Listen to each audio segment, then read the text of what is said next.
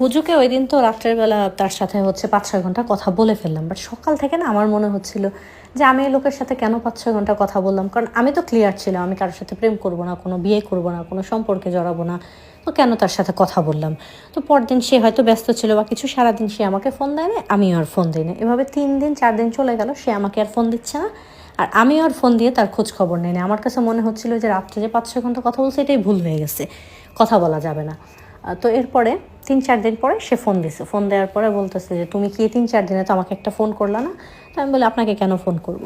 বলতেছে যে তুমি আমাকে মিস করো নাই, তুমি আমার সাথে হচ্ছে আমরা যে এত কথা বললাম রাত্রে। আমি বললাম আপনি কথা জিজ্ঞেস করছেন, আমিও আপনি আমার সম্বন্ধে জানতে চাইছেন, আমি আপনার সম্বন্ধে জানতে চাইছি, এর বাইরে তো আমাদের তেমন কোনো কথা হয় নাই। তো জানলাম শেষ, এরপরে তার ফোন দিব না। তো সে তখনও বললো যে আমি তো তোমাকে পছন্দ করি, তোমার কি আমাকে ভালো লাগে না। আমি কিছু বলি নাই, হ্যাঁ না কিছুই বলি নাই। তো ওই দিনের পর থেকে একটু একটু কথা হইতো। এটা যেমন আমি সতর্ক হয়ে গেলাম যে এভাবে অনেকক্ষণ আর তার সাথে কথা বলা যাবে না। কেন জানি না, আমি হচ্ছে এইসব থেকে একটু দূরেই থাকতে চাইতাম। তো ওই দিনের পর থেকে কথা হয় 2-4 মিনিট, 5 মিনিট, বড় জোর 10 মিনিট, এর বেশি কথা হয় না। তো ওই 2 মাস পরে আমার জন্মদিন ছিল। জন্মদিনের মধ্যে তখন আমার যে জন্মদিন ছিল সেটা আমার মনে নাই, কারণ আমার সেই ক্লাস 6-এ থাকতে শেষ জন্মদিন আমার মনে পড়ে যে আমার মা পালন করছিল। তখন হচ্ছে মা ঘরে একটা কেক বানাইতো, বাসায় একটু ভালো রান্না করতো, আমরা সবাই খাইতাম। কেকের মা যেটা বানাইতো সেটাই কাটতাম, ওইটার উপরে হচ্ছে যে মোম জ্বালায় তারপরে 3 ভাই বোন মিলে খাইতাম। এটা আমার শেষ মনে আছে। এরপরে আর কখনো আমার বা আমার ভাইয়ের, আমার বোনের কারোই কখনো জন্মদিন ওরকমভাবে উদযাপন করা হয় না। মার জীবনে এমনিতেই শান্তি ছিল না, ভাতই তো ঠিকমতো খাবারই জোটে নাই যতদিন মা দেশের বাইরে না গেছে। সেখান থেকে আবার হচ্ছে জন্মদিন। তো ওই জায়গা থেকে জন্মদিনের যে আমার যে জন্মদিন ছিল ওটা আমার মাথায় নেই, আমি ভুলেই গেছি। তো আমার ওই যে বাচ্চাটাকে আমি পড়াই, বাড়িওয়ালা আন্টির যে নাতনি, তো বাড়িওয়ালা আন্টির মেয়ে হচ্ছে, ওনার মেয়ের হাজব্যান্ড হচ্ছে দেশের বাইরে থাকে, ওনার মেয়ে ওনার বাবার বাড়িতে একটা ফ্ল্যাটে থাকে। তো ওখানে ওই আন্টির মেয়ে যে আমার স্টুডেন্ট, ও আসছে আমাকে ডাকতে, এসে বলতেছে যে টিচার আম্মু তোমাকে ডাকছে। তো আমি ভাবলাম যে বলতেছে যে তুমি যাও আমি আসতেছি। তো ও গেছে, আমি কিছু একটা কাজ করতেছিলাম, 10-15 মিনিট পরে আমি গেলাম। যাওয়ার পরে ওদের ঘরের দরজাটা দেখলাম গিয়ে খোলাই, তো আমি আসবো এই জন্যই হয়তো খোলা। দরজাটা খুলে যখন ভেতরে ঢুকলাম তখন আমি দেখতেছি যে সোফার মধ্যে রাশেদ ভাই বসা। তো আমি মানে এত হন্তদন্ত হয়ে ঢুকছি, ঢোকার পরে ওনাকে দেখে আমি আবার মানে লাফ দিয়ে বাইরে চলে আসছি, ঘরের বাইরে এসে দরজা টেনে ধরে রাখছি। তো প্রায় 2 মিনিটের মতো হবে আমি ওখানে দাঁড়ায় দাঁড়ায় ভাবতেছি আদৌ কি আমি ঠিক দেখলাম, এখানে কি রাশেদ ভাই ছিল নাকি এমনি আমার চোখের ভুল। তো এই 1-1.5 মিনিট হবে আমি ওখানে দাঁড়ায় আছি, এর মধ্যে আপু আবার বাইর হয়েছে। আপুর নাম ছিল সুমা। হ্যাঁ, তো সুমা আপু বাইরে আসলো, আসার পরে সুমা আপু হচ্ছে আমাকে বলতেছে যেখানে দাঁড়ায় আসো কেন, তুমি ভেতরে আসছো আবার বাইরে গেলা কেন। তো আমি ওনাকে জিজ্ঞেস করলাম যে আপনাদের ঘরে কি আসলেও রাশেদ ভাই আছে। তো উনি হেসে আমাকে হচ্ছে টেনে ঘরে ঢুকাইলেন। ঢুকানোর পরে উনি ফ্রিজ থেকে একটা কেক বের করলেন, ছোট্ট একটা কেক। তারপরে উনি সুমা আপু, রাশেদ ভাই, সুমা আপুর যে মেয়ে যাকে আমি পড়াই ও, আর হচ্ছে যে রাশেদ ভাইয়ের যে ফ্রেন্ড সুমাপুর ভাই, ওনারা হচ্ছে 4 জন ঘরে। দুলাভাই তো দেশের বাহিরে থাকে, আর আপুর বড় ছেলে ও হয়তো ঘরে নেই। ওরা সবাই একসাথে আমাকে উইশ করলো, এবং থাকে না একটা সারপ্রাইজ টাইপের, এরকম তো জীবনের ফার্স্ট কেউ আমাকে এরকমভাবে বার্থডে উইশ করলো এবং সারপ্রাইজ দিল, বিষয়টা খুব ভাল লাগছে। তারপরে কেক টেক হচ্ছে কাটলাম, কাটার পরে রাশেদ ভাই হচ্ছে একটু কেক নিয়ে আমার মুখের সামনে ধরছে। তো আমি করছি ওনার হাত থেকে কেকটা আমার হাতে নিয়ে তারপরে খাইছি। এই ব্যাপারটা তার কাছে একদমই ভালো লাগেনি যে আমি তাকে সবার সামনে ছোট করছি। বাট ওনার হাত থেকে আমি কেন কেক খাবো, ওনার সাথে তো ততদিনে আমার এরকম কোনো সম্পর্ক নাই, এটা ছিল আমার কথা। তো খাওয়া দাওয়ার পরে উনি হচ্ছে আমাকে একটা গিফট দিলেন। ওই সময়টা 2010-এর কথা। তো ওই সময়টাতে এক ধরনের বারবি ডল টাইপের ছিল, কাচের মতো করে দেয়া থাকতো, খুব সুন্দর একটা পুতুল হইতো, এরকম একটা পুতুল, ওইটার মধ্যে একটা গোলাপ, ওইটার সাথে ওইটা ব্যাগের মধ্যে ছিল, সাথে একটা গোলাপ, ওটা হচ্ছে উনি আমাকে দিলেন। তো সেটাও ভীষণ ভালো লাগলো যে বড় হওয়ার পরে ফার্স্ট টাইম কেউ হচ্ছে কোনো কিছু গিফট দিল। উনি না আমার সাথে বেশি কোনো কথা বললেন না। ওই যে আমি ওনাকে অ্যাভয়েড করলাম যে কেকটা খাইলাম না, আমি হাতে নিয়ে খাইলাম, এটা হয়তো তার ভাল লাগেনি। তখন আমি হচ্ছে ওগুলো নিলাম, আপুদের ঘরেই ওটা রেখে আপুর মেয়েকে ওটা দিয়ে চলে আসলাম, যে এটা তুমি রাখো, এটা তোমার জন্য। তো আপু বললো যে আচ্ছা ফুলটা তুমি নিয়ে যাও। বাবুটা মানে পুতুলটা দেখে খুব খুশি হয়ে গেছে, ছোট বাবুর মেয়ে। তো সেটাও হচ্ছে রাশেদ ভাইয়ের একদমই ভালো লাগেনি, পুতুলটা আমি ওকে কেন দিয়ে দিলাম, সেটা আমার জন্য গিফট আছে। এখন তো সে ওটা বলতে পারতেছে না। এখন ওই সুমা আপু আর সুমা আপুর ভাই তারা দুজন খুব ভালো করে জানতেন যে রাশেদ ভাই আমাকে পছন্দ করে। আন্টি হয়তো ততটা জানতেন না। তো আমি বাসায় চলে আসার পরে ওখান থেকে চলে আসলাম, ওনাকে ওই ঘরে রেখে আমি চলে আসলাম। আসার পরে উনি হয়তো চলে গেছে, রাত্রে উনি আমাকে ফোন দিছে। ফোন দেওয়ার পরে আমাকে বলতেছে যে তুমি হচ্ছে আমাকে এরকম অ্যাভয়েড করলা, ঠিক আছে তুমি যদি না চাও তাহলে আমি আর তোমার সাথে কথা বলবো না, তুমি কি আমাকে পছন্দ করো না, এরকম জিজ্ঞেস করতেছে অনেক কিছু। তখন আমি বললাম যে না, আপনাকে আমি পছন্দ তো করি না বা ভালোবাসার তো প্রশ্নই আসে না, আমি কারোর সাথেই কোনো সম্পর্কে জড়াবো না। আমার কাছে অনেক দায়িত্ব, আমার মা নাই, বাবা থেকেও নাই, আমার ভাই বোনরা ছোট ছোট। আমি এখন হচ্ছে এসব প্রেম ভালোবাসা বিয়ে এগুলো নিয়ে চিন্তা করার সময় নেই আমার। আমি পড়াশোনা করব, চাকরি করব, পরবর্তীতে যখন মা দেশে আসবে তখন চিন্তা ভাবনা।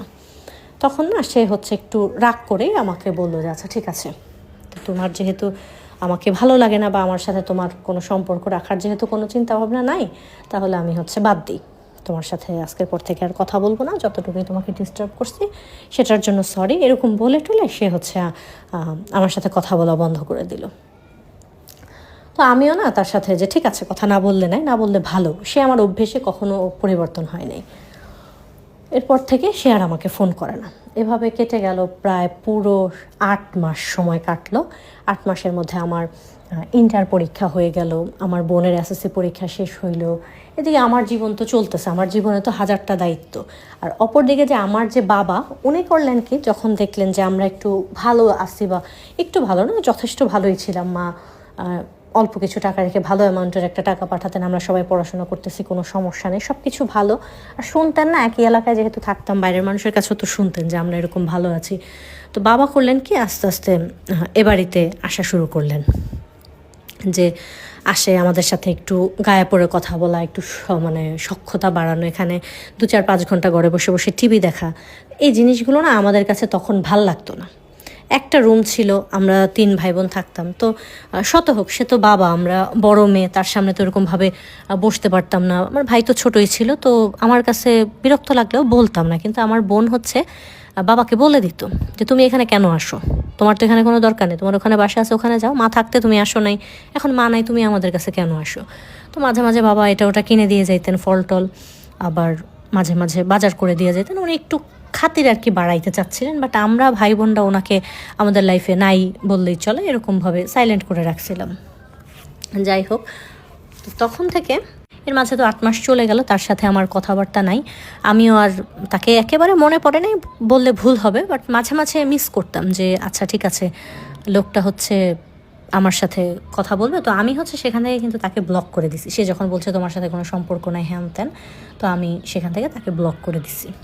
8 মাস পরে যেটা হলো, একদিন রাত্রে ঘুমায় আসি, তখন হঠাৎ করে দেখলাম যে আমার ফোনটা হচ্ছে বাজতেছে। তো আগে যে নোকিয়া ফোনের যেই টিউন ছিল, লাফায় টাফায় উঠছি, ওঠার পরে তো আমি ফোন নিয়ে চুপ করে হচ্ছে বারান্দায় চলে গেলাম, দেখলাম তো তার নাম্বার, সেই ফোন দিছে।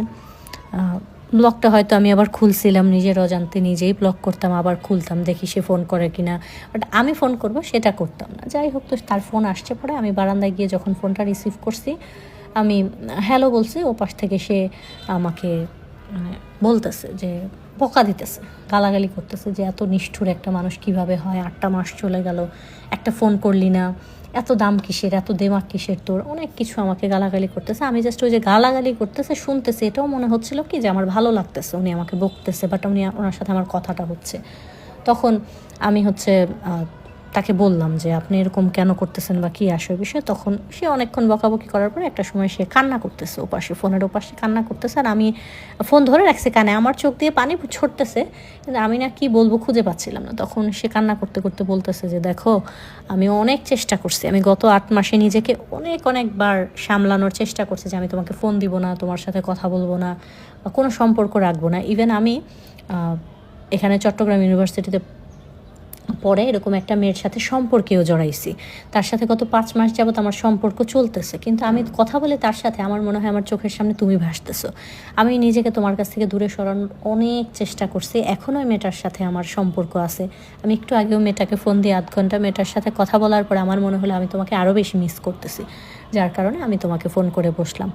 এখন আমার বাঁচার জন্য হলেও তোমার একটু কথা বলা দরকার, ভালো তুমি না বাসো সে তাতে কোনো সমস্যা নাই, কিন্তু একটু কথা তো আমার সাথে বলতেই পারো, তোমার ভয়েসটা শুনলে আমার অক্সিজেনের মতো কাজ করে, আমার খুব ভালো লাগে। তুমি এরকম শাস্তি দিও না আমাকে, মরবা না কোনো দিন, এরকম একটা মানুষকে এত কষ্ট দিতেছ, মানে ইমোশনালি আমাকে ব্ল্যাকমেইল করার চেষ্টা। আমি সেটা হয়েও গেছি। তার কথা শুনে মানে খুব ভালো কোথাও একটা লাগতেছিল যে এরকম কেউ একজন আছে যে আমাকে এত ভালোবাসে, বা আমার একটু কথা শুনলে তার এতটা শান্তি লাগবে। আবার অপর পাশে মনে হতো তো আমি মানে কথায় কথায় তাকে বললাম যে দেখেন, আমি আপনার সাথে কথা বললেই আপনি শান্তি? বলতেছে হ্যাঁ, তুমি জাস্ট একটু কথা বলো, তাহলে আমি শান্তি মতো একটু বাঁচতে পারবো। উনি ততদিনে নেশায় জড়ায় গেছে, ওনার হচ্ছে আরও মানে অবস্থা খুবই খারাপ হয়ে গেছে। উনি বাড়িতে তেমন একটা আসেন না, 2-3 বার আসছেন। আমি আমার সাথে আসলে যদি দেখা হয়ে যায় বা কথা বলতে ইচ্ছে করে, এই জন্য যাই হোক সব কিছু মিলেমিশে উনি আমাকে এরকম বলার পরে আমি বললাম যে আপনার কি মনে হয় যে আপনার ফ্যামিলি কি কখনো আমাকে মেনে নেবে ছেলের বউ হিসেবে, যেখানে আমরা বস্তিতেই থাকি বলা চলে। আমার মা হচ্ছে দেশের বাইরে থাকে, সবাই এলাকার সবাই বলে যে দেশের বাইরে যেসব মহিলারা থাকে এরকম বাজে কাজ করে।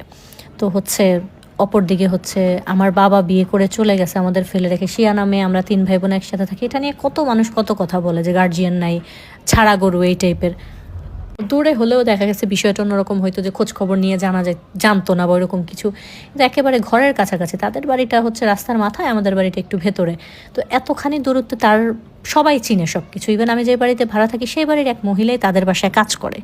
তো এরকম সব কিছু হচ্ছে জানা শোনা, জেনে শুনে কোনো দিনও আপনার বাবা মা আপনার জন্য আমাকে বিয়ে করাবেন, আপনি আমাকে যত কথা বলবেন তত কষ্ট বাড়বে। তখন সে একটা খুব সুন্দর কথা বলে এবং বলে যে বিয়েটা তো আমি করব না, তুমি আর আমি বিয়ে করে ফেললে বাবা মা কী করবে? তখন আমি বলতেছি যে আমি আর আপনি বিয়ে করে ফেলবো, এমনিতেই সবাই বলে আমার নানু বাড়ির মানুষরা যে আমিও আমার বাবার মতো খারাপ হব, এরকম কার সাথে ভেগে যাবো। আমার মাকে বলে যে একা রেখে গেছে, কোনদিন দেখবো আমি ভাইগে গেছে কার সাথে, এ ধরনের কথাবার্তা। সেক্ষেত্রে আমি আপনার সাথে একা কোনোদিনও বিয়ে করব না। তো বলতেছে ঠিক আছে, আমার বাবা মা বিয়ে করাক বা না করাক, তোমার মা দেশে আসার পরে আমি তোমাকে তোমার মায়ের কাছ থেকে নিয়ে গিয়ে বিয়ে করব। কারণ তো আমি তাকে সেটাও বলি যে আমার বিয়ে হয়ে গেলে বা আমি যদি আপনার সাথে চলে যাই, আমার ভাই বোনকে দেখার কেউ নাই, আমাকে বিয়ে করতে হলে আপনাকে অনেক ওয়েট করতে হবে। তখন সে বলে যে হ্যাঁ, আমি তোমার মা আসলে মায়ের কাছ থেকে কথা বলে তারপরে তোমাকে আমি নিয়ে যাব, কিন্তু আমি তোমাকেই বিয়ে করব। আমার বাবা মা চাক মা না চাক তাতে আমার কিছুই যায় আসে না, বিয়েটা আমি তোমাকে করব। এরকম অনেক কথাবার্তা হয়। সেখান থেকে আমারও কোথাও না কোথাও একাকিত্ব তো জীবনে একদমই ছিল। মায়ের সাথে তখন তো স্মার্টফোন ছিল না, মায়ের সাথে দেখা গেছে সারাদিন কাজ করে মা যখন ঘুমাতে যাবেন তখন হচ্ছে একটু কথা বলতেন, বা সন্ধ্যাবেলা মা একটু ফ্রি হয়ে তখন একটু ফোন দিতেন, এতটুকুই। ওরকমভাবে ঘন্টার পর ঘন্টা মায়ের সাথেও কথা হতো না, যেহেতু নিজেকে নিয়ে ব্যস্ত থাকতাম। ঘরের রান্না বাড়া, ঘরের বাজার করা থেকে সব কিছু নিজে করতাম। সেখান থেকে হচ্ছে ভাই বোনের পড়াশোনা সব কিছু দেখতাম। তো নিজের বন্ধুবান্ধব ওইরকমভাবে ছিল না কারোর সাথে ওইরকমভাবে যে মানে সময় কাটাবো, আড্ডা দিব, ভালো লাগবে। শুধু সুমা আপুর সাথে একটু কথা বলতাম, তাও তার মেয়েকে যখন পড়াইতে যেতাম হয়তো পড়া শেষ হলে 1/2 ঘন্টা একটু বসতাম বা গিয়ে একটু কথা বলতাম। এছাড়া আমার কারোর সাথে খুব বেশি সখ্যতা ছিল না। তো এখান থেকে আমিও একটু একাকিত্ব ফিল করতেছিলাম যে তার সাথে কথা বললে হয়তো আমারও ভালো লাগতো এই সময়টা। তো সেখান থেকে কথা বলাটা একদম রেগুলার শুরু, এবং তার পক্ষ থেকে কথাটা এরকমই ছিল যে সে আমার অ্যাজ এ বয়ফ্রেন্ড, সে আর আমি কথা বলি। ততদিনে আমার ইন্টার পরীক্ষা শেষ হয়ে গেছে, এরপরে আমি আবার অনার্সে ভর্তি হইলাম। আমার বোন এসএসসি পরীক্ষা দিয়ে দিছে, ও কলেজে ভর্তি হয়েছে, আমার ভাইটা পড়াশোনা করতেছে। তো সব কিছু মিলেমিশে তার সাথে আমি কথা বলতেছি, খুব সুন্দর চলতেছে। যখন এভাবে আমাদের কথা বলা প্রতিদিন একটু থেকে 10 মিনিট 15 মিনিট 1 ঘন্টা 2 ঘন্টা, এখন আমরা এভাবে কথা বলি, অনেক কিছু ডিসকাস হয়। প্রেম করলে মানুষ তো আজাইরা পেঁচাল কত কিছু পারে। তো আমি কখনো এটা স্বীকার করি না যে হ্যাঁ আমি তার সাথে প্রেম করতেছি বা আমি তাকে ভালোবাসি, তাকে পছন্দ করে, এই কথাও আমার মুখ দিয়ে আমি কোনোদিন বলি নাই। বাট সে কথা বলে হ্যাঁ এরকম বলি। হ্যাঁ, তো ওইখান থেকে এভাবে যখন আমরা দুজন হচ্ছে কথা বলাটা রেগুলার করলাম, তখন তার পক্ষ থেকে তো সে আমাকে ভালোবাসে। তো সে করতো কি যে অস্থির হয়ে যেত আমাকে দেখার জন্য। সে কি করছে, সে প্রতি সপ্তাহে, তার বাইক ছিল, সে সেই চিটাগাং থেকে চলে আসতো ঢাকায়, এবং রাত্রে হচ্ছে বৃহস্পতিবার রাত্রে রওনা দিত, শুক্রবার তার অফ ডে ছিল। তো শুক্রবার হচ্ছে সে থেকে শুক্রবার 8টা-9টার দিকে আবার রওনা দিত, শুক্রবার বাসায় গিয়ে ঘুমায় টুমায় শনিবার হচ্ছে অফিসে যাইতো, এরকম হচ্ছে করতেছিল। তো তখন উনি করতো কি, আয়শা ওই সুমাপুদের বাসায় যাইতো বা হচ্ছে সুমাপুদের ছাদে যাইতো, ওখানে গিয়ে আমাকে ফোন দিত, আমি আসতাম। বা ওই সুমাপুর মেয়েকে দিয়ে খবর পাঠাইতো যে তোমার টিচারকে আসতে বলো। তো আসতাম, আপুদের ঘরে বসেও অনেক সময় আমরা ঘন্টার পর ঘন্টা কথা বলতাম, কারণ আপু ভাই ওনারা সবাই জানতেন। আর ছাদে সবাই একসাথে উঠতাম, সন্দেহের ওরকম একটা ব্যাপার ছিল না। কিন্তু যে কোনো জিনিস এভাবে চলতে থাকলো, প্রায় 1 বছর এরকম হয়ে গেছে। সে আসতেছে প্রতি সপ্তাহে, আমি তার সাথে কথা বলতেছি, যাচ্ছি ওখানে। তো সে আসে, তারপরে আমি যাই। একটা এরকম খোলা একটা বাড়ি, পাশে আরও হচ্ছে প্রায় 8-10টা ভাড়াটিয়া ছিল। ওখানে তাদের বাড়িতে যে কাজ করে একটা আন্টি, উনি হচ্ছে আমাদের সাথে ওখানে ভাড়া থাকতো। তো আস্তে আস্তে থাকে না যে মানুষ দেখতে দেখতে একটা ব্যাপার মানুষও বোঝা যায়, ছেলেটা হয়তো তাকানো দেখে অনেক কিছু মিলেমিশে হয়তো বা কোথাও থেকে ওই আন্টি টের পাইছে বা শুনতে পারছে যে ওনার সাথে আমার সম্পর্ক আছে বা উনি আসে তারপরে আমি যাই, এই ব্যাপারটা খেয়াল করছে। যাই হোক, যেভাবেই হোক কোনো মতে ওনার মা জানতে পারছে যে আমার সাথে ওনার রিলেশন আছে। তো এরকম 10 মাস 1 বছরের মতো হবে। এরপরে সে করছে কি যে এরকম আসছে বৃহস্পতিবার, এসে তো আর হচ্ছে রাত্রে আমার সাথে দেখা করতে পারেনি। শুক্রবার বিকেলবেলা সে আমার সাথে দেখা করতে আসছে। সে আমার সাথে দেখা করে যখন গেছে, যাওয়ার পরে বাসায় তার মা তাকে জিজ্ঞেস করতেছে যে তুমি ওই বাসায় কেন যাও, যে সুমাপুর ভাইয়ের নাম ছিল সুমন। তো বলছে সুমনদের বাসায় তুমি কেন যাও? বলছে তো তখন না সে হচ্ছে আন্দাজ করতে পারছে, তার মা হয়তো জানতে পারছে, সে তার মাকে সত্যটা বলে দিছে যে আমি হচ্ছে সুমনদের বাসার একটা মেয়েকে পছন্দ করি। তো আমার নাম আবার হচ্ছে তিনি বলছে যে বকুল নামের মেয়েটাকে পছন্দ করে, ওর মাঝে দেশের বাইরে চলে গেছে, ওর বাবা বিয়ে করছে, মানে উনি ডিটেলস আমার সম্বন্ধে বলতেছে। তখন বলতেছে যে হ্যাঁ আমি ওকে পছন্দ করি, ওকে আমি বিয়ে করতে চাই, তোমাকে আমি জানাইতাম। ওর মা দেশের বাইরে থেকে, ওর মা যখন আসবে, আসার পর আমি তোমাকে জানাইতাম। তখন ওনাকে না ওনার মা ভালো মন্দ কিচ্ছু বলে না, ওনার মা এরকম বলে। তো উনি তখন হচ্ছে যখন বের হয়ে চলে যাচ্ছে, শুক্রবার তো উনি চলে যায়, সেটা তো চলে যাচ্ছিল, যে যাওয়ার সময় উনি নিচে নামছিল ওনাদের বাড়ি থেকে। ওনার মা এত কথা ওনাকে শোনানোর পরে উনি সিঁড়ি দিয়ে নিচে নামছিল আর হচ্ছে আমাকে ফোন করছে। তখন বলতেছে যে মা হচ্ছে ব্যাপারটা কোত্থেকে জানলো, মা আজকে এরকম জিজ্ঞেস করতেছে। আমি মাকে সব সত্যি কথা বলে দিছি আর বলছে তোমার মা আসলে বিয়ের কথা বলবে। তো এটা ঠিক আছে, আমার কাছে তো ভালো লাগে যে ঠিক আছে, তার মা যেহেতু কোনো কিছু বলে না তাহলে হয়তো মেনে গেছে। সেও ভাবছে মা যেহেতু চুপচাপ ছিল, মা হয়তো মানবে মেয়েটাকে। আর আমি দেখতে ভালো ছিলাম, তো তার ধারণা ছিল ছেলের বউ সুন্দরী হলেই তো মেনে যাবে। যাই হোক, এবার সে চলে গেল। আমি কিন্তু খুব মানে খুশি যে তার মা কিছু বলে না, তার মানে তার মা আমাকে পছন্দ করছে, তাহলে তার সাথে আমার বিয়েটা হয়তো বা হবে। তো রাত তো বেশ খুশিতে খুশিতে কাটলো। রাত্রে বসে থাকলাম, সে চিটাং যাওয়ার পরে সে আমাকে ফোন দেয় যে আমি চলে আসছি, তারপরে আমি ঘুমাই। পুরো মানে গার্লফ্রেন্ডের দায়িত্ব পালন করতেছি, বাট স্বীকার করি না আমি তার গার্লফ্রেন্ড, এরকম। এরপরে পরদিন সকালবেলা আমাকে হচ্ছে সুমা আপুর আম্মু ডেকে পাঠাইছে ওনাদের বাসায়। যে গেছি, যাওয়ার পরে দেখতেছি ওখানে সুমা আপু, সুমন ভাই, তারপরে যে সুমাপুর আম্মু আর রাশেদ ভাইয়ের আম্মু। এখন রাশেদ ভাইয়ের মাকে তো আমি চিনি না, কখনো দেখি নাই। আমি যাওয়ার পরে উনি সুমাপু আমাকে বললো যে এটা রাশেদ ভাইয়ের মা। তো সালাম দিলাম। সালাম দেওয়ার পরে উনি মানে আমায় জাস্ট সালাম দিছি, উনি ওয়ালাইকুম আসসালাম বলার সময় পায় না। উনি আমাকে বলতেছে যে তোমার কী মনে হয় যে তুমি হচ্ছে আমার ছেলেকে একদম পটায় পটায় বিয়ে করে ফেলবা, আমার ছেলেকে বোকাশোকা পাইছো আর আমার ছেলেকে ফাঁসানোর চেষ্টা করতেছো নিজের।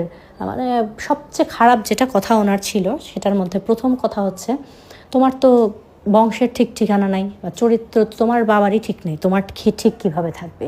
এটা খুব বাজেভাবে হচ্ছে হার্ট করছে, যে এরকম তো না বললেও পারতো। তো আমি জাস্ট মাথা নিচু করে আসি আর দাঁড়ায় দাঁড়ায় কান্না করতেছি।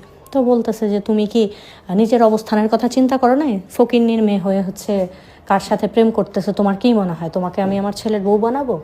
তো অনেক অপমান করছে, মানে যা তা বলছে, যা আমি আয়নায় আমার মুখ দেখছি নাকি, একটু গায়ের চামড়া ফর্সা, এই জন্য ভাবছো আমার ছেলেকে ফাঁসায় ফেলবা, এত সহজ সব কিছু, ভবিষ্যতে কোনো দিন আমার ছেলের সাথে কথা বললে এলাকায় থাকা বন্ধ করে দেব, মান সম্মান নিয়ে বাঁচতে চাইলে আমার ছেলের সাথে কথা বলবো না, আরও মানে নানান কিছু ছোট করে করে কথা বলা, যে আমরা নিচু জাতের, আমার মা বাইরে গিয়ে উনিও এখন বাজে কাজ করতেছে, অনেক অনেক খারাপ কথা উনি আমাকে বলেন। পরে একটা পর্যায়ে সুমা আপু হচ্ছে জিনিসগুলো শুনতে শুনতে উনিও বিরক্ত হয়ে যান, কারণ সবটা কিছু ওনার চোখের সামনে ছিল। আমি কখনো ওনার ছেলের সাথে গায়ে পড়ে প্রেম করতে চাইনি, ওনার ছেলেই আমার জন্য পাগল হয়ে সবসময় আসে। তো সেটা সুমা আপু তখন না সহ্য করতে পেরে ওনার এত বাজে কথা বলতেছেন না, আমি কাঁদতে কাঁদতে আমার হিচকি উঠে গেছে, আমি হচ্ছে নাক টানতেছি আর বারবার হিচকি দিতেছি। তখন হচ্ছে সুমা আপু আমার হাতটা ধরে আমাকে বের করে নিয়ে যায় আর হচ্ছে আন্টিকে বলে যে আপনি যে বিষয়ে জানেন না ওই বিষয়ে কথা বললেন না আন্টি, আপনার ছেলে পাগল হয়ে গেছে ওর জন্য, আপনার ছেলে এখানে এসে আমার ভাইয়ের আর আমার পায়ে ধরা বাকি ছিল, ওকে আমরা ডেকে দিব, কথা বলবো। তো আমার ভাইয়ের ফ্রেন্ড হিসেবে ততটুকু করতেই পারে। আর আমি ভাবছিলাম আপনারা হয়তো বড় লোক হলেও মেয়েটা এত কষ্টের জীবন পার করতেছে, আপনি খুশি হবেন বা ভালো একটা মেয়ে আপনার ছেলের বউ হবে ভালো হবে, কিন্তু আপনার মেন্টালিটি যে এত বাজে বা এত নিচু সেটা বুঝতে পারি নাই। যাই হোক, আপনার ছেলেকে আপনি সামলে রাখেন, আপনার ছেলেকে বলবেন ওকে যেন আর কখনো ফোন না দেয়। একদম থাকে না গার্ডিয়ানদের মতো, বড় বোনের মতো সুমা আপু হচ্ছে এই কথাগুলো বললো। পরে আমার একটু শান্তি লাগলো যে এগুলো তো আমি বলতে যাচ্ছিলাম, বাট আমি তো বলতে পারি না। আমি হচ্ছে মাথা নিচু করে কান্না করতেছি, তো সুমা আপু আমাকে হাতে ধরে টেনে বের করে নিয়ে গেলেন যে যা বাসা যা, এগুলো শুনতে হবে না, উনি কী বলতে আসছে এখানে এগুলো। প্রথমে তো সুমা আপু আর আন্টি হয়তো ভাবছিল কি যে উনি হয়তো বলতে আসছে যে ঠিক আছে তোমাকে আমি পছন্দ করি, বা ভদ্রভাবে বলবে যে তুমি আমার ছেলের কাছ থেকে সরে যাও, বা আমার ছেলের সাথে তুমি কোনো সম্পর্ক রাখো না। উনি তো যা তা পুরা মানে 100টা গালি দিছে আমাকে নোংরা ভাষায়, এত শিক্ষিত মানুষ তারপরেও। তো ওখান থেকে তো আমি ঘরে এসে ইচ্ছা মতো কান্না করতেছি, তো উনি চলে গেলেন। তো ওই যে এক মানুষ সব হচ্ছে খোলা বাড়ি, সবাই হচ্ছে কথা তো শুনছেই কম বেশি, আস্তে আস্তে পুরো বাড়িতে ছড়ায় গেল আমি হচ্ছে রাশেদের সাথে প্রেম করি। রাশেদের মা এসে আমাকে গালাগালি করে গেছে, এই কথাটা আমার মায়ের পর্যন্ত পৌঁছায় গেল, ইভেন বাবাও জেনে গেল, পুরো এলাকা ছড়ায় গেছে। পুরো এলাকায় আমি একটা বাজে মেয়ে, নোংরা মেয়ে ফাঁসানোর চেষ্টা করতেছি, মানে আমি হচ্ছে ফকিন্নির মেয়ে, আমি বড় লোকের ছেলে ফাঁসানোর চেষ্টা করতেছি এরকম। এমনও হয়েছে যে এলাকার মধ্যে আরও থাকে না যে রাশেদ ভাইয়ের থেকে যারা হচ্ছে জুনিয়র ছিল, ওই ছেলেরা আমাকে প্রপোজ করতো হেসে হেসে, আমি রাস্তায় বের হলে বা হেঁটে কোথাও যাওয়ার সময় এটা ওইটা বলতো যে আমার বাবার রাশেদের চেয়ে বেশি টাকা আছে, তাহলে আমার সাথে চলো, আমার সাথে প্রেম করো, আমিও তো তোমাকে পছন্দ করি, এরকমভাবে হচ্ছে আমাকে বলতো। তো এটার মধ্যে কিছুটা একটা হচ্ছে রাশেদের মার হাত ছিল, সে হচ্ছে আমাকে চাইতেছিল এরকমভাবে ভাঙতে, যাতে তার ছেলে কখনো আমাকে নিয়ে মানে অন্যান্য ছেলেদের নিয়ে আরও বাজে কথা, যেগুলো যেসব ছেলেকে আমি কোনোদিন দেখি নাই চিনি নাই, ওই ছেলেকে নিয়ে আমার কথা উঠে গেছে, ওর সাথে আমি ঘুরতে গেছি, ওই ছেলে এমনও কথা উঠছে যে আমি ওই ছেলের সাথে রাত কাটায় আসছি, এরকম কথাও আমাকে নিয়ে পুরো এলাকায় ছড়ায় গেছে।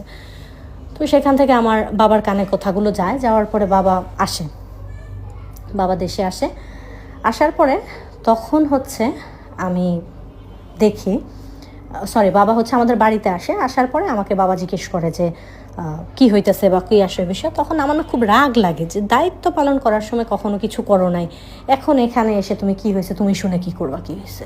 তো আমি বাবাকে জাস্ট এতটুকুই বলি, তুমি এগুলোর থেকে দূরে থাকো, তুমি কথা বলো না। উনি এরকম আজারা প্যাচাল ছড়াইতেছে সবার কাছে, উনি বললেই তো আর হয়ে যাবে না সব কিছু সত্যি। জাস্ট এতটুকু কথাই বলছে, এর মধ্যে আমার বাবা আমাকে ঠাস ঠাস করে 2টা চড় মেরে দিলেন, এবং আমি চিৎকার দিয়ে উঠছি, মানে চিল্লান দিয়ে আমার বাবাকে বলছে যে তুমি আমাকে মারার কে, তুমি কয়দিন খাওয়াইছো, তুমি এরকমভাবে ফেলে দিয়ে চলে গেছো, মা না থাকলে আমাদের কি হইতো। তো অনেক কিছু বলছি বাবাকে, বলার পরে একটা পর্যায়ে আমার ছোট ভাইটা বাইরে খেলতেছিল, আমার ছোট বোন ঘরে ছিল, ও ভয়ে আমাকে ধরতে আসে না যে ওকে মারবে। তো আমার বাবা বেল্ট দিয়ে তারপরে আমাকে ইচ্ছা মতো মারলেন, যে আমি বাজে হয়ে গেছি, নোংরা হয়ে গেছি। তখন আমার মেজো বোন একটা কথা বলছে যে তোমাকে দেখেই তো শিখছি, আমার বাবাকে এটা বলছে, তোমাকে দেখেই তো শিখছে, তুমি যেরকম করছো এই জন্য আমরাও এরকমই করবো, মানে তারা রাগের চোটে আর কি এরকম বলতে। তারপর ওকেও মারলো, আমাদের 2 বোনকে মেরে রেখে বাবা চলে গেল। ও যখন আমার জন্য মায়ের খাইলো আমার মেজো বোন, তখন ও হচ্ছে খুব রেগে গেল, এবং ও আমাকে বলতেছে যে আপু তুই এরকম কেন করলি, বা তোর উপরে মা হচ্ছে আমাদের দায়িত্ব দিয়ে গেছে, তুই না এত ভালো, সবাই আমাকে ভালোই বলতো, তুই এত ভালো সবাই বলে। আমার মেজো বোন আবার একটু চঞ্চল স্বভাবের ছিল, একটু মুখে মুখে তর্ক করা, বলে দেওয়া উচিত কথা, আমি আবার এরকম ছিলাম না। তো বলতো যে সবাই তোকে এত ভালোভাবে, তুই এগুলো কেন করলি, তুই লোকের সাথে আর কথা বলবি না। সে আমাকে অনেক কিছু বলতেছে, দেখিস আমি হচ্ছে মার কাছে বিচার দিব। তো মা সন্ধ্যাবেলা ফোন দিছে, মাকেও কান্না করে করে বিচার দিতেছে যে তোমার মেয়ে এরকম ওই ছেলের সাথে প্রেম করছে, ওই মহিলা এগুলো করছে। মানে মা হচ্ছে কিছু কিছু আন্দাজ পাইছে যেখানে কিছু একটা হচ্ছে, অন্য মহিলারা হয়তো জানাইছে মার সাথে যাদের কথা হয়, কিন্তু পুরোপুরি বিষয়টা জানে না। তো আর আমার মেজো বোন হচ্ছে ওই রাগের চোটে মাকে এভরিথিং ডিটেলসে সব বলে দিছে। তো মা ফোন করে আমাকে বললো যে কী করতেছো, যদি ওই ছেলে কি তোমাকে বিয়ে করবে, মা এরকম জিজ্ঞেস করলো। তো আমি বললাম উনি বলছে তুমি আসলে বিয়ে করবে, ওনার বাবা মা রাজি থাক আর না থাক, আমি হচ্ছে উনি আমাকে বিয়ে করবে। তো মা বললো যে তুমি ছেলেকে বলো তোমাকে এখন বিয়ে করতে, দেখো রাজি হয় কিনা। তো আমি তো জানি তাকে যদি আমি এখন বলি ফোন করে যে আসেন আমরা বিয়ে করবো, সে এক পায়ে রাজি একা বিয়ে করার জন্য, সে 1000বার আমাকে বলছে, কিন্তু আমি তো তাকে বলবো না বিয়ের জন্য। তো এটা মা তখন রাগের চোটে বললো যে তাকে ফোন করো, বলো তোমাকে বিয়ে করতে, বিয়ে করে তুমি বের হয়ে যাও, আমার বাসা থেকে বের হয়ে বাইরে গিয়ে তারপরে নষ্টামি করো, নোংরামি করো। আমার মেজো বোনের কথা বললো, ওরা 2 ভাই বোন থাকতে পারবে, তোমার নানু এসে ওদের সাথে থাকবে, আমি ওদের খরচের টাকা দিয়ে দেবো, তোমার জন্য এত কথা শুনতে পারবো না, সারাদিন কাজ করে এত কিছু, নানান কথা আমাকে শোনাইলো, রাগের চোটে বললো। তো আমি সেটা বুঝতে পারলাম যে আমার মা হচ্ছে রেগে গিয়ে বলতেছে আমাকে চলে যেতে, এবং মা কখনোই চায় না যে আমি চলে যাই, মায়ের সবসময় একটা কথাই ছিল, আমি দেশে আসবো, এসে তারপরে আমাদের হচ্ছে এখানে বাড়িঘর করবে, আমরা তো ভাড়া থাকি, জমি কিনবে, বাড়িঘর করবে, তারপরে বিয়ে দিবে আমাদের 2 বোনকে, এগুলো বলতো মা সবসময় যখন ভালো থাকতো তখন। তো এটা হচ্ছে বললাম। তো ওই দিন রাগ করে রেখে দেওয়ার পরে হচ্ছে রাত্রে আমাকে আবার ফোন দিয়েছে। এটা শনিবার, মানে শনিবারের দিনের মধ্যেই হচ্ছে এত কিছু ঘটে গেল। শুক্রবার তো চলে গেল রাশেদ, পরে রাত্রে হচ্ছে রাশেদ যখন ফোন দিল তখন ওকে আমি মানে ইচ্ছা মতো রাগারাগি করলাম ওর সাথে, যে আপনার মা এরকম আসছে, যাতা বলে গেছে, আপনি হচ্ছে, সে জানে না, কিছুই জানে না, সে তার মাও তাকে বলে নাই যে সে আমাদের বাসায় আসছে, আর সুমন ভাইও কিছু বলে নাই। তো আমি বললাম আপনার মা এরকমভাবে আমাকে গালাগালি করে গেছে, আপনার সাথে আমি আর কোনো দিন কোনো কথা বলবো না, কোনো রকম সম্পর্ক রাখবো না, আপনি নেক্সট টাইম কখনো আমাকে আর ফোন দিবেন না, ঠিক আছে? তখনও সে আমাকে বলল যে ফোন তোমাকে আমি হচ্ছে কেন ফোন দিব না, তুমি তো আমাকে বলছো যে আমার বাবা মা চাক বা না চাক তুমি আমাকে বিয়ে করবা, চলো আমরা দুজন বিয়ে করবো, তুমি কালকে হচ্ছে চলে আসো, যেটা এখানে আমি তোমাকে বিয়ে করে ফেলবো, তুমি আমার সাথে এখানে থাকবো। আমি সব কিছুই বললাম যে বাবা মা আসছে, ওগুলো বলছি। তো সে বাবার উপরেও খুব রাগ হয়েছে। তখন এরকম বলছে পরে আমি বললাম যে না, আমি তো আপনার সাথে যেতে পারি না, আপনার মতো তো এত নিঃস্বাধীন জীবন আমার না, আমার ঘাড়ে অনেক দায়িত্ব, আমার বোন আছে পড়াশোনা করতেছে, আমার ভাইকে আমার দেখতে হবে, আমার মা নেই দেশে, আপনি বললেই তো সব কিছু হয়ে যাবে না, আপনি আর আমার সাথে কথা বলবেন না, এভাবে হচ্ছে থাক। তো ওখান থেকে আমি তাকে কথা বলে, ওর সব কিছু বলে টলে চিল্লাচিল্লি করে ওনাকে ব্লক করে দিলাম। তো উনিও এরপরে আর কথা বললেন। এরপরে যেটা হইলো, আমাদের 4 মাস হয়ে গেল আমাদের কোনো যোগাযোগ নাই। আস্তে আস্তে হয় না, যে কোনো একটা জিনিস যখন পুরনো হয়ে যায় তখন মানুষ ভুলে যায়। তো কিছুদিন এলাকা প্রচুর গরম ছিল, সব জায়গার আড্ডার আলোচনার বিষয় ছিলাম আমি। এরপরে 3-4 মাস পরে আস্তে আস্তে জিনিসটা ঠিক হয়ে গেছে, আর আমিও তার সাথে 4 মাস একাধারে কথা বললাম না, আমি তাকে ব্লক করে রাখছি পুরো 4 মাস। এখন 4 মাস পর একটা মানুষের সাথে আমি 1 বছর কথা বলছি, এবং সে প্রতি সপ্তাহে আমার সাথে দেখা করতে আসতো, প্রতিদিন আমাদের ঘন্টার পর ঘন্টা কথা হইতো, নানান কথা হইতো। তো ওই জিনিসটা তো এখন অভ্যেসের পাশাপাশি আমি তাকে ভালোবেসে ফেলছি। তখন আমি তাকে খুব মিস করতাম, কিন্তু কিছু বলতাম না। এরপরে একদিন যে কোনো বিষয় নিয়ে মা হচ্ছে আমার সাথে খুব রাগারাগি করেন, এবং আমার মেঝো বোনও সেটা নিয়ে খুব রাগারাগি করেন আমার সাথে। যাই হোক, ঘরে আমাদের একটা ঝামেলা হয়, ওটার পরে না আমার খুব মন খারাপ হয়ে যায়। আমার সাথে রাগ করে আমার মেঝো বোন হচ্ছে আমার নানুদের বাসায় চলে যায়, আমি আর আমার ছোটো ভাই ঘরে। তো সারাদিন খেলে টেলে এসে পড়ে ও ঘুমায় গেছে, আমি হচ্ছে বসে জানালা দিয়ে রাস্তার দিকে তাকায়াছিলাম, রাত্রে 12টা-1টা বাজে ওই সময়টাতে। হঠাৎ করে না আমার কেন যেন মনে হইলো যে এত মানুষ আমার চতুর্পাশে, আমার মা বাবা, নানা নানু, তারপর ভাই বোন, সব কিছুর মাঝেও কেমন যেন আমার জীবনটা একদমই একা, আমার জন্য কেউ নাই। এই যে বিষয়গুলো তখন আমার মনে হইতে থাকলো। আর তার কথা আমার খুব মনে হলো, যখন আমার বোনের সাথে আমার ঝগড়া হলো, চলে গেল, তখন আমার তার কথা খুব মনে পড়তে থাকলো, এবং আমার মনে হলো যে সে তো আমার সাথে এমন করে নাই, এত কিছুর পরেও সে আমাকে ছাড়ে নাই। সে 2-3 বার সুমন ভাইয়ের নাম্বারে ফোন করে বলছে আমি কেন তাকে ব্লক করে রাখছি। তো আমি বলছি আমি আর তার সাথে কথা বলতে চাই না। সুমা আপু তাকে কথা শোনাই দিছে যে তোমার ওকে সাথে কথা বলার দরকার নেই, এরকম। তো এরপরে হয়তো সেও আর ট্রাই করে না। তো আমার কেন জানি আমি মানে নিজের অজান্তে আমি তাকে আনব্লক করলাম, আনব্লক করে রেখে দিচ্ছি ফোনটা। আমি আর তাকে ফোন দেবো অনেকবার ভাবছি, একটা মেসেজ করে লিখছি, আবার ডিলিট করছি, এরকম করে করে প্রায় সারাটা রাতে এরকমভাবে থেকে আমি 3টা-4টার দিকে ঘুমাই গেছি। তা আমি যে তাকে আনব্লক করছি এটাও আমার ঠিক আর মনে নাই। ঠিক 3 দিন পরে ওই ঘটনার, আমার বোন তো পরের দিন সকালে চলে আসছে, নানু এসে দিয়ে গেছে বুঝাইয়া 2 বোনকে যে আচ্ছা ঠিক আছে তোমরা এরকম করো না, ও ছোট, ও বোঝে না, অনেক কিছু। সবাই মানে ও ছোট, ও বোঝে না, আমার ছোট ভাই একেবারেই ছোট, ওর দায়িত্ব কে নেবে। বাট আমিও তো একটা মানুষ, আমিও তো ছোট মানুষ ছিলাম, সবে মাত্র আমার 21 বছর 22 বছর বয়স ছিল, আমিই বা কী বড় হয়ে গেছিলাম। কিন্তু আমার হচ্ছে, আমিও যে মানুষ বা আমারও ফিলিংস আছে, এগুলো নিয়ে কারো কোনো মাথা ব্যথা ছিল না। সবাই হচ্ছে তাদের জীবন নিয়ে ব্যস্ত। যাই হোক, তো এইভাবে হচ্ছে চলতেছে। এরপরে 3 দিন পরে, ওই ঘটনার 3 দিন পরে আমার ফোনে হচ্ছে হঠাৎ করে 8টার দিকে ফোন আসে। তা ফোনটা 2-3বার বাজে, আমি রিসিভ করবো, আমার জাস্ট হাত কাঁপতেছে, রিসিভ করবো না করবো না এরকম দ্বিধাদ্বন্দ্বে। তো আমার বোন করে কি, আমার হাত থেকে ফোনটা টেনে নিয়ে ফোনটা রিসিভ করে বলে কী হয়েছে, আপনি আবার কেন ফোন করতেছেন, আপনার জন্য কত ঝামেলা হইতেছে। তো বলে কি তোমার আপু কই, তা ওকে শুধু এতটুকু বলছে তোমার আপু কই, বলছে আপু এখানে, বলছি একটু দাও ওর সাথে একটু কথা বলে রেখে দিব। তো বলতেছে যে কথা বলে দে যে হচ্ছে আর কথা বলবি না, তো ফোন করে রাখছিস কেন, বারবার ফোন দিতেছে, বন্ধ করে দে ফোন, কথা না বলতে ইচ্ছে করলো, বলে ফোনটা ছুঁড়ে দিয়ে ও হচ্ছে বাইরে চলে গেল। এরপরে আমি ফোনটা রিসিভ করে বললাম, ফোনটা কানে দিলাম, কানে দিয়ে আমি বললাম যে বলেন। আমি বলতেছে তুমি আমাকে কেন হচ্ছে ব্লক করে দিছো, হ্যান ত্যান, তার দুঃখের সব কিছু খুলে বসছে, সে মরে যাচ্ছে, সে হচ্ছে নেশা করা শুরু করে দিছে, তুমি চাও না আমি বেঁচে থাকি, আমি তো জাস্ট একটু কথা বলতেই চাইছিলাম, আমার বাবা মা যা ইচ্ছা তা বলুক, তাতে কি আসে যায়, আমি গত 4 মাস যাবৎ ঢাকায় আসি নাই, তোমার সাথে দেখা করতে পারবো না, গেলে তোমাকে আমার দেখতে ইচ্ছে করবে, সেই কথা ভেবে নানান কথাবার্তা এরকম বলতে বলতে তখন আমরা দুজন হচ্ছে, আমি কিছু বলতেছি না, আমি চুপ করে আছি, কারণ ঘরে আমার ভাই আছে। তো রাত্রে আমি বললাম যে আপনি হচ্ছে আমাকে রাতে ফোন দিয়েন, এখন আমি কথা বলবো না। তো কেন জানি আমার কোথাও একটা মনে হচ্ছিল যে আমার জীবনে কারো প্রয়োজন, আমার কেউ নাই, উনি ছাড়া আমার লাইফে কেউ নাই, এটা আমার বারবার মনে হইতো যে সেই একমাত্র ব্যক্তি যে আমাকে ইম্পর্টেন্ট দেয়। তো ওই দিন তাকে বললাম রাত 10টা বাজে ফোন দিতে। এরপরে ফোন করার পরে কি কথা বললাম সেটা তো কালকে তোমরা জানতে পারবা পরের পর্বে। আজকের জন্য এতটুকুই থাক, আসলে অনেক বড় হয়ে গেছে, প্রায় 30 মিনিট হয়ে গেছে। গল্পটা একটু হয়তো 3-4টা পর্ব হবে, বাট খুব কষ্টের আবার খুব ভালোবাসার সব কিছু মিলেমিশে খুব সুন্দর একটা গল্প। যাই হোক, কেমন লাগলো গল্পটা অবশ্যই কমেন্ট করে জানাবা। আজকের জন্য এতটুকুই থাক, সবাই ভালো থেকো, সুস্থ থেকো, আল্লাহ হাফেজ, শুভরাত্রি।